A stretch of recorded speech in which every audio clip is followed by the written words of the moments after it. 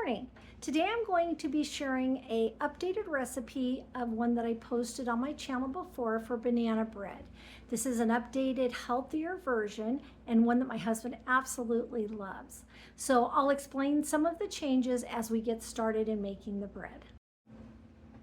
Okay, to get started, what I'm going to do is I'm going to take 1/4 cup of softened butter.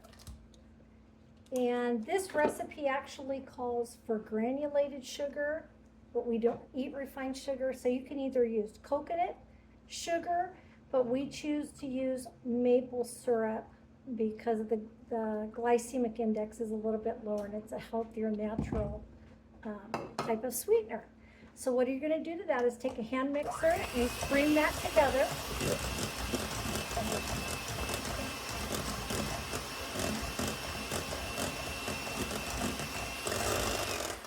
And once those are creamed together, you're going to take 2 cups of mashed bananas.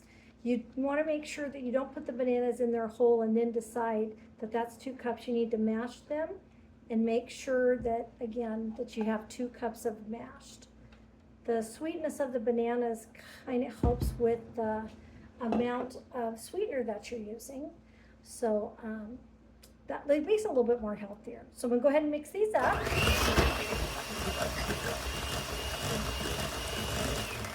And this is really easy because, again, you're just taking ingredients, dumping them, and mixing them with your mixer. So I'm going to put in the 2 eggs.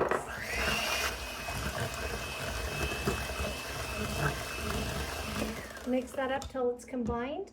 Then we're going to add a teaspoon of vanilla, and I'll put the ingredients in the bottom of the recipe as well. This is going to be 1 teaspoon of vanilla extract, baking soda, and baking powder, 1/2 teaspoon of salt if you're using unsalted butter, and I always add 1/4 teaspoon because I'm now using einkorn flour, and I'll explain what that ginger does to the bread for that. So let me get this mixed up.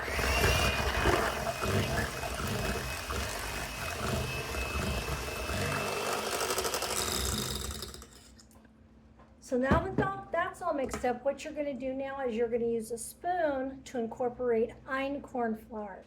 Einkorn flour, and I actually looked it up so I can explain it just a little bit better so that people understand the full potential of it. Einkorn flour is made from the oldest variety of cultivated wheat. It's a true ancient grain that has never been hybridized.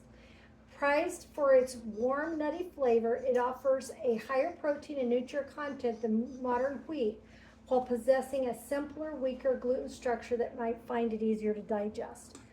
Denny and I both have had to go gluten-free, and in doing so, we found out that we can eat einkorn flour, that it does not mess with our digestive system. It's a little bit different to bake with, so that's why I'm trying to show you the little tips that I put in there. It doesn't rise as well, it's denser, has more nutrients in it. And then you're just going to want to stir this up really well. We don't want to over incorporate it. And the key to baking with einkorn flour is that once it is mixed up, what you want to let it do is set for 20 minutes. So usually what I'll do is I'll start getting my pan ready, but I did that ahead of time. So it's all mixed up. So we're going to let it set for 20 minutes, and then we will come back and take a look at it. While we're doing that, though, this is the type of einkorn flour that I used. It's called regenerative raised einkorn, and it is fresh milled. So what I do is I buy the berries from her, and she mills them right there on site, and then this goes in my refrigerator to keep it longer. But the ginger is really good to put in with einkorn because it gives you a fluffier and a lighter loaf than your regular dense einkorn bread. So get this all set up. I got my bread pan ready to go. In 20 minutes we'll come back and we'll take a look at it. Okay, it's been a couple seconds for you, but it's been 20 minutes for me. I've let my batter set, so I'm just going to give it one more stir here. And then when I put my parchment paper in my pan, I always wet it first because it seems to fit better in the pan when it's wet, and it does not affect the baking. So we're gonna go ahead and add the batter to the pan. And then I went back and watched the video while I was waiting for this to set to make sure I didn't forget anything. So I just wanted to clarify a couple of things. Number one is the ginger. The ginger does not affect the flavor of anything you're baking when you're using einkorn flour. Again, it's just used to help it rise and to be fluffier, and just is a really nice addition. What was the other thing I forgot? So that was a 1/4 teaspoon of the ginger. And then with the einkorn flour, again, just letting it set for the 20 minutes, that just seems to help it set up a little bit more. So hopefully everything made sense. I'll go ahead and, like I said, I'll put the ingredients in the description below so you can find them. So we're gonna bake this at 350 degrees. We're gonna start at 50 minutes and then just increase it as you go till it's the, you know, when you put the toothpick in, it comes out clean. We like ours a little on the doughy side, so I don't get that dry. I leave it just a tad wet so it's moist. Then once it's done, just remove it out of the pan when time is up and let it set till it's cooled off, and then enjoy. I usually keep ours in the refrigerator so it stays good longer.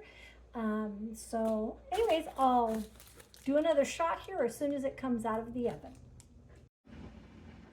And here is our finished loaf of banana bread.